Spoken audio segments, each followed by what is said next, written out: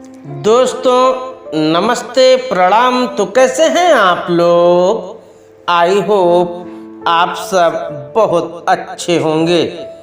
दोस्तों चलिए हम आपको एक और कहानी सुनाते हैं। कहानी का शीर्षक है पृथ्वी के जन्म की अद्भुत कहानी। दोस्तों पृथ्वी के उद्भव की कहानी बड़ी विचित्र है। संसार के विद्वानों ने अलग अलग तरह से पृथ्वी के जन्म की कहानी अपने ढंग से प्रस्तुत की है। हमारे देश में भी पुराणों में पृथ्वी के जन्म की कहानी को मार्मिक तरीके से प्रस्तुत किया गया है। यह बात अलग है कि संसार के विद्वान अभी तक किसी एक निष्कर्ष तक नहीं पहुंच सके हैं। फिर भी संसार के विद्वानों ने जिस निष्कर्ष को सम्मति दी है उसका संक्षेप यही है। फ्रांस के वैज्ञानिक बफ्तन ने 1749 में यह सिद्ध किया कि एक बहुत बड़ा ज्योतिपिंड एक दिन सूर्य से टकरा गया, जिसके परिणामस्वरूप बड़े बड़े टुकड़े उछलकर अलग हो गए। सूर्य के यही टुकड़े ठंडे होकर ग्रह और उपग्रह बने। इन्हीं टुकड़ों में एक टुकड़ा पृथ्वी का भी था। इसके बाद सन 1755 में जर्मनी के प्रसिद्ध विद्वान कांट सन 1796 में प्रसिद्ध गणितज्ञ लाप्लास ने भी यही सिद्ध किया कि पृथ्वी का जन्म सूर्य में होने वाले भीषण विस्फोट के कारण ही हुआ था।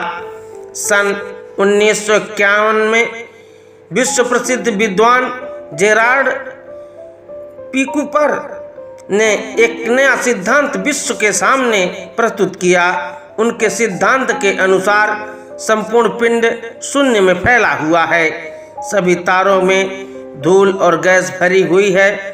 पारस्परिक गुरुत्वाकर्षण की शक्ति के कारण घनत्व प्राप्त करके यह सारी पिंड अंतरिक्ष में चक्कर लगा रहे हैं। चक्कर काटने के कारण उनमें इतनी ऊष्मा एकत्रित हो गई है कि वे चमकते हुए तारों के रूप में दिखाई देते हैं। उनका यह मानना है कि सूर्य भी इसी स्थिति में था और वह भी अंतरिक्ष में बड़ी तेजी से चक्कर लगा रहा था।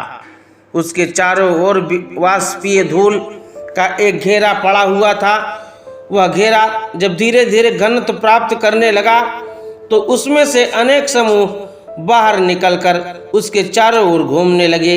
यही हमारे ग्रह उपग्रह हैं और इन्हीं में से एक हमारी पृथ्वी है, जो सूर्य से अलग होकर ठंडी हो गई और उसका यह स्वरूप आज दिखाई दे रहा है।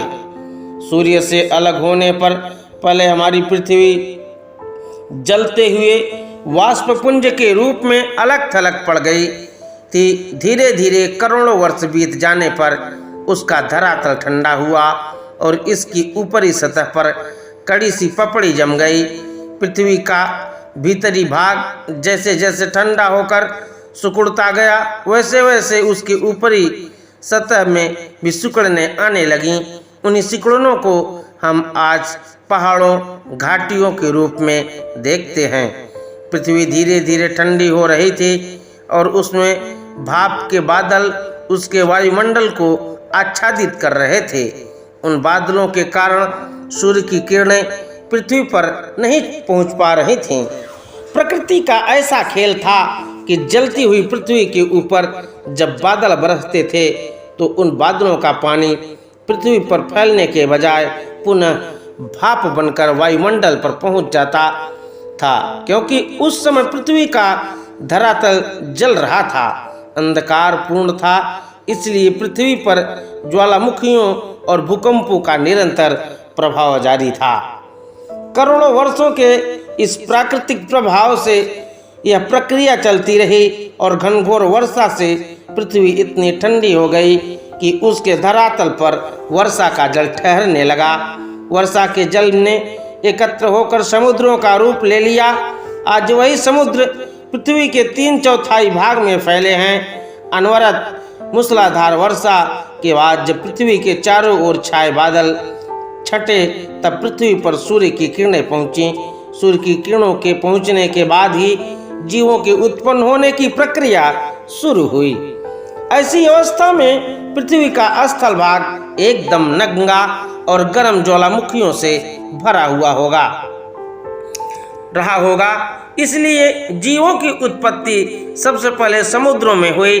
पृथ्वी पर जीवन कब अचानक शुरू हो गया यह तो कहना मुश्किल है, किंतु विद्वानों का कहना है कि जीवन के अंकुर विभिन्न अवयवों के बीच रासायनिक प्रक्रियाओं के चलते रहकर प्रोटोप्लाज्म के बनने से शुरू हुए। इसी प्रोटोप्लाज्म के एकत्रित होकर जीवकोश बनने के बाद जीवन आरंभ हुआ और यहीं से एक कोश की जीव से लेकर हाथी जैसे जीवों का विकास हुआ। प्रारंभिक अवस्था में जीव एक कोश की अवस्था में था। ये जीव दो कोशिकाओं में विभाजित हो जाते थे और प्रत्येक भाग स्वतंत्र जीव बन जाता था। इन जीव कोशों के भीतर और बाहर सूक्ष्म परमाणु अपना प्रभाव दिखाते रहते थे। इन्हीं पर कालांतर में सेलेस्यूरोस का आवरण चढ़ता रहा, जिससे क्लोरोफिल नामक हरा पदार्थ पैदा हुआ। इस हरे पदार्थ का एक विशेष गुण यह था कि यह जिस कोश के भीतर रहता उसके लिए सूर्य का प्रकाश लेकर कार्बन डाइऑक्साइड को ऑक्सीजन और पानी में बदल देता था और यह जीवन के लिए आवश्यक तत्व बन गया। यहीं से जीवन की रफ्तार शुरू हुई। यही हरे रंग वाले एक कोश की जीव पौधों के रूप में विकसित हुए। जिन जीव कोशों ने जो अपने में पर्णहरित का गुण पैदा किया वे आगे चलकर पृथ्वी पर वनस्पति के विकास का कारण बने और संसार में असंख्य प्रकार की वनस्पतियों का जन्म हुआ। जिन जीवकोशों ने अपने शरीर के चारों ओर सेलुलोस आवरण धारण कर लिया मगर उनके भीतर पर्णहरित का गुण उत्पन्न न हो सका और वे चलने फिरने का गुण तो अपना सके किंतु अपने लिए भोजन न जुटा सके। इसलिए उन्होंने अपने आसपास के हरे रंग के जीवकोशों को खाना शुरू कर दिया। ऐसे जीव हरे वाले जीवकोशों की तरह गैसों और पानी को अपने लिए पानी और ऑक्सीजन में न बदल सके, इसलिए वे अन्य जीवकोशों को खाकर विकसित होने लगे। इन्हीं से सारे संसार के जीव जंतुओं का विकास हुआ।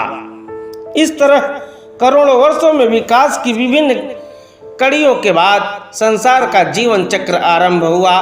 मनुष्य भी इस विकास की सबसे बड़े ज्यादा विकसित कड़ी है, जिसने अपने मस्तिष्क का अद्भुत विकास कर जल, थल और आकाश तीनों को अपने अधीन कर लिया है। ऐसा मेधावी मानव भी पहले तो वनों में ही रहता था, किंतु उसने धीरे धीरे वनों को साफ कर खेती की और अपना समाज स्थापित कर लिया। वनों के बाहर रहकर भी वनों को उसने नहीं छोड़ा, क्योंकि उसका जन्म और विकास तो इन्हीं वनों में हुआ था। वह अपनी आवश्यकताओं की पूर्ति इन्हीं वनों से करता था। जैसे जैसे मानव की जनसंख्या बढ़ी, उसकी भौतिक सुखों की लालसा भी बढ़ी और उसने वनों में रहने वाले प्राणियों को नष्ट करना, खदेड़ना आरंभ किया और उसने एक सुरक्षित कृत्रिम अपने बनाए अप्राकृतिक वातावरण में घर बनाकर रहना शुरू किया। उपयोगी जानवरों को मांस और दूध के लिए पालना शुरू किया।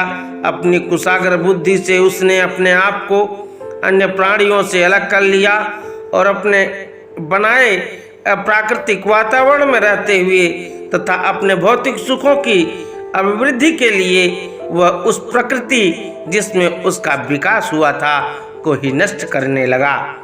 अब ये हालात हैं कि प्रकृति के साथ मनुष्य की छेड़छाड़ इतनी बढ़ गई है कि यदि इसे शीघ्र न रोका गया तो यह वन्य प्राणियों और वनस्पतियों ही नहीं, स्वयं मानव सभ्यता के लिए भी घोर संकट पैदा कर देगी। अब समय आपके साथ है बच्चों, अपनी विचारधारा बदलो, प्रकृति के साथ सामंजस्य रखकर पर्यावरण के अनुकूल होकर चलो। अब यह धरती आपके हाथों में है। दोस्तों, ये थी कहानी। अगर कहानी आपको अच्छी लगी हो तो आप हमारे चैनल को सब्सक्राइब करें, वीडियो को लाइक करें तथा शेयर भी करें। मिलते हैं कल एक ऐसी ही कहानी के साथ। तब तक के लिए आप सबको जय हिंद, जय भारत, वंदे मातरम।